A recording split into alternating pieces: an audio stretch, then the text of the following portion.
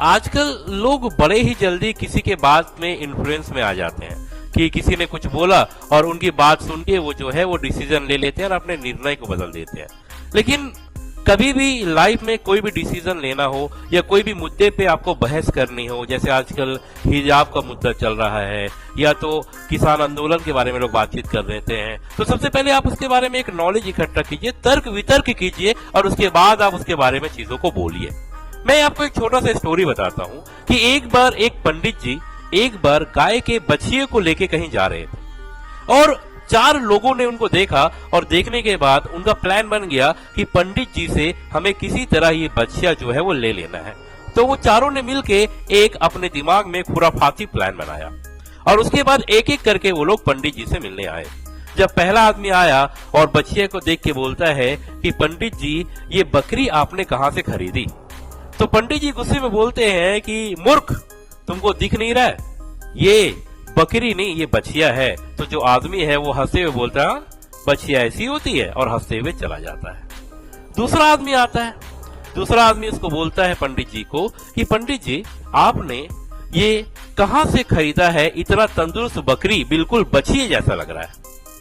अब यार पंडित जी फिर से गुस्सा हो गए, लेकिन उनके दिमाग में आशंका जरूर आ गई होगी कि कहीं न कहीं मैं बकरी तो खरीद के नहीं ले आया।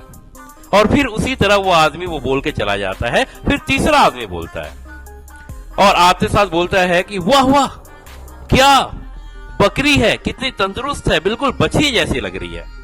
अब पंडित जी बिल्कुल नाराज हो जाते हैं, टेंशन में आ जाते हैं कि यार मैंने ये क्या कर दिया, और चिल्ला को बोलते हैं मूर्ख मनुष्य, यहां से निकलो, ये बछिया है, ये बकरी नहीं है।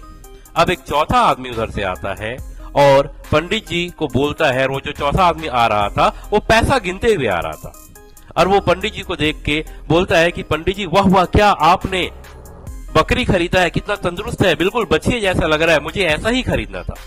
अब पंडित जी बिल्कुल कंफ्यूज हो जाते हैं और सोचने लगते हैं कि यार क्या करें, मैंने कहीं बकरी तो नहीं खरीद ली। और कन्विंस होके जो उन्होंने बछिया खरीदा था 1000 रुपए का, वो बकरी समझ के उनको 400 रुपए में बेच देते हैं। तो कभी कभी लाइफ में ऐसी परिस्थिति हमारे साथ भी होती है कि हम बार बार कोई भी चीज को सुनते रहते हैं तो हम उसको सच मान लेते हैं, उसमें हम तर्क वितर्क नहीं करते हैं। तो मेरे भाई मोरल ऑफ द स्टोरी ये है कि लाइफ में आप कोई भी काम लीजिए, कोई भी डिसीजन लीजिए, कोई भी मुद्दे पे बहस कीजिए, तो जरूर आप एक बार तर्क वितर्क कीजिए, चीजों के बारे में जानिए, चीजों के बारे में सोचिए।